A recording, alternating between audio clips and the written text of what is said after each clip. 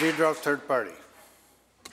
Thank you, Honourable Speaker. We as legislators have complicated and sometimes conflicting roles that we play. On the one hand, as lawmakers, we must be serious about upholding the laws of this province and this country. And yet at the same time, as politicians, we come to this place with a sense of a vision for the future and ideas about which laws need to be reshaped, removed, replaced.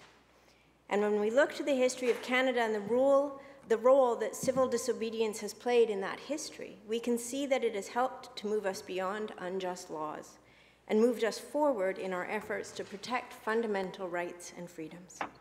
From the suffragist movement in the 19th and early 20th centuries to the Vancouver Island coal strike in 1912 to the ongoing Black Lives Matter gatherings and marches last summer, peaceful protests and civil disobedience have shaped and continue to shape our social, political, and legal landscapes in BC and across Canada.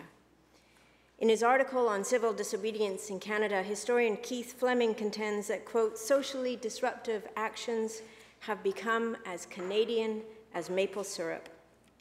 And as the former Chief Justice of the Manitoba Court of Appeal, Samuel Friedman, stated, there have been instances in human history in which disobedience to law has proved a benefit to law and society.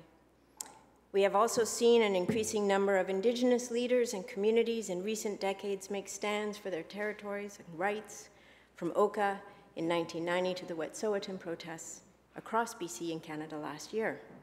And here in BC, the largest peaceable disobedience in Canadian history, with 12,000 people who gathered over the summer of 1993 and nearly 900 arrests, began at Kennedy River Bridge in what is known worldwide as the War of the Woods in Clayoquot Sounds.